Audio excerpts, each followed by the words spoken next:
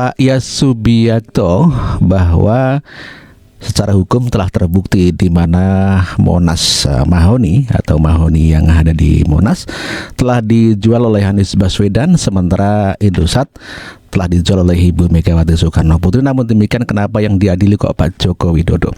Dan inilah pernyataan Pak Yas Subiakto. Kalau mau jujur, sebenarnya kalau mau diadukan ya kenapa tidak Pak SBY, Megawati itu juga kita adukan ke KPK.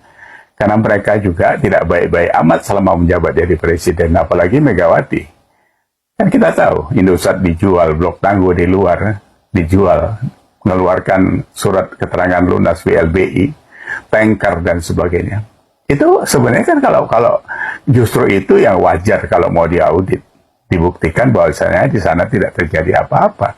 Ini kan bicara hukum ya, Pak SBY maunya. Kan tidak salah juga dipanggil gitu kan.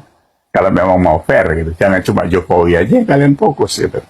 Nah, kita coba lihat ya, ini fakta.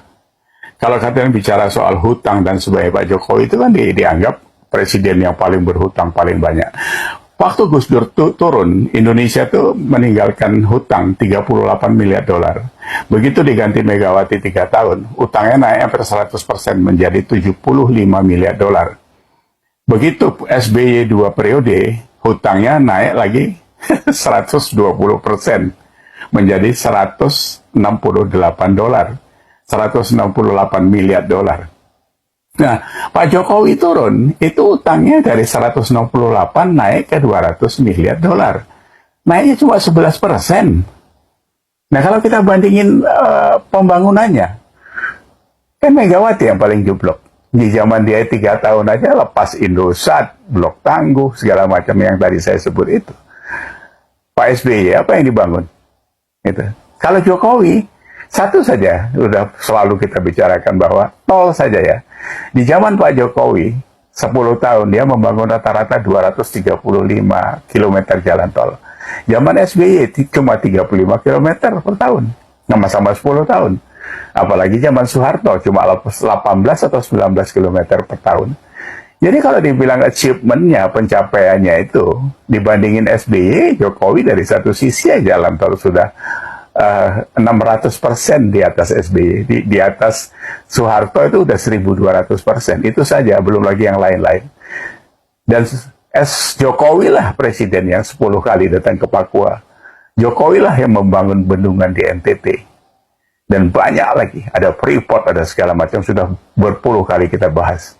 Tapi kalian kan membutakan diri, mentulikan mata, seolah-olah orang yang begitu berjasa terhadap negara ini, kalian anggap itu tidak ada. Sakit kalian itu sebenarnya. Sakitnya parah kalian. Cuma ya kami tahu, karena kalian bagian daripada 16% dan 24% itu. Kami tidak berharap kalian bisa membaik. Memang sudah akut kalian parah sakitnya kan.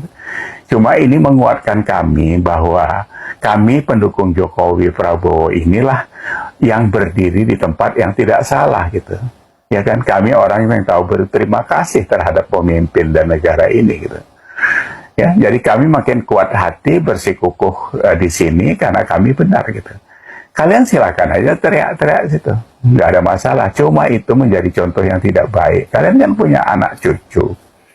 Apa itu mau dicatat sejarah sebagai orang yang brutal seperti itu? Dan tuduhan-tuduhan kepada Pak Jokowi yang akan diadili ternyata belum ada bukti hukum yang secara pasti untuk bisa mengadili Pak Joko Widodo. Ya, berbeda dengan Pak Anies Baswedan dan Megawati Soekarno Putri yang telah terbukti menjual Mahoni di Monas dan juga di Indosat, begitu ya. Yang saya bingung itu dari sekian banyaknya tuduhan ke Pak Jokowi, satu pun belum ada yang terbukti. Ya, saya juga bingung Pak, beneran.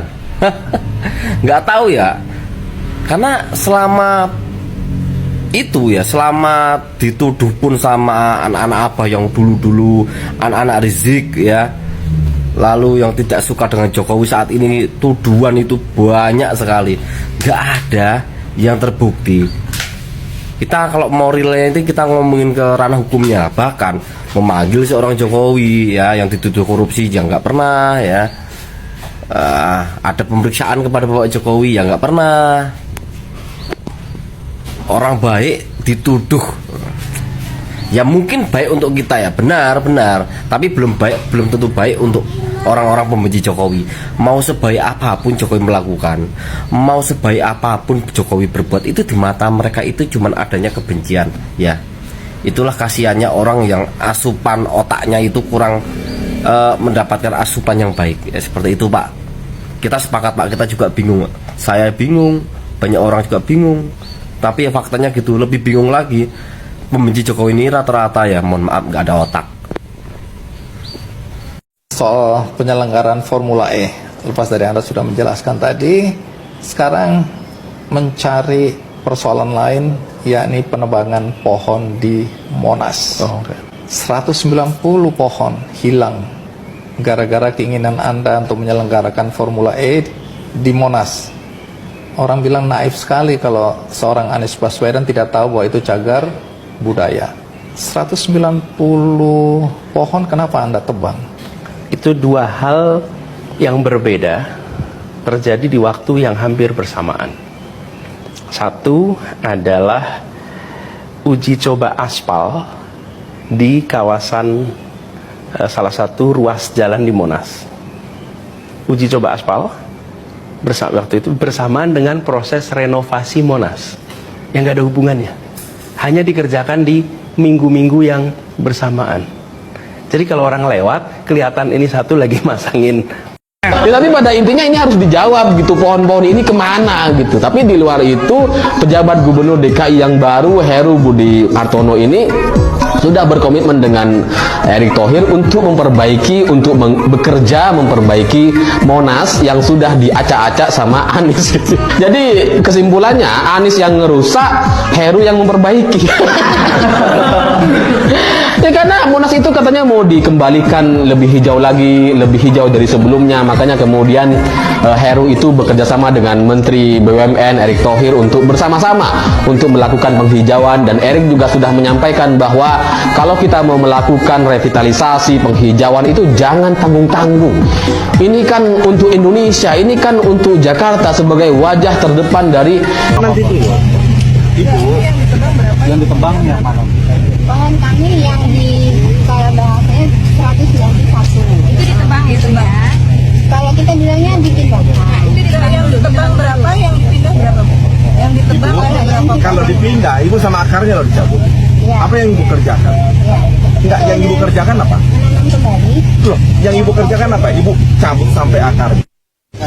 Yang dikatakan revitalisasi Monas itu adalah memindahkan pohon yang katanya dipindahkan, bukan ditebang. Giliran kita di sini kita lihat bukan dipindahkan, malah ditebang. Terus pekerjaannya ini adalah anggaran 2019, dikerjakan tahun 2020. Masa pekerjaannya ini kita udah cek 50 hari kerja. Makanya saya terkejut juga melihat pekerjaan ini kok dipaksakan seperti ini. 190 pohon hilang gara-gara keinginan Anda untuk menyelenggarakan Formula E di Monas. Orang bilang naif sekali kalau seorang Anies Baswedan tidak tahu bahwa itu cagar budaya. 190 pohon kenapa Anda tebang? Itu dua hal yang berbeda terjadi di waktu yang hampir bersamaan. Satu adalah uji coba aspal di kawasan salah satu ruas jalan di Monas. Uji coba aspal waktu itu bersamaan dengan proses renovasi Monas yang gak ada hubungannya, hanya dikerjakan di minggu-minggu yang bersamaan. Jadi kalau orang lewat kelihatan ini satu lagi masangin aspal, lagi uji coba, yang kedua sedang ada renovasi Monas. Waktu itu kan Formula E rencana akan digunakan di Monas. Nah, kita ingin menjaga supaya batu-batu Monas itu tidak dicabut. Caranya dipasangi karpet, terus di atas karpetnya dipasang aspal.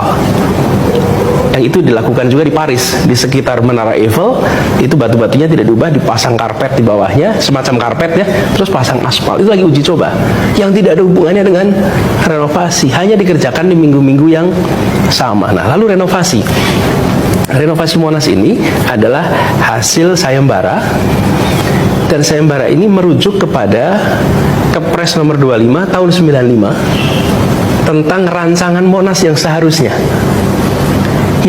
itu merujuk kepada rancangan yang dibuat arsitek Silaban.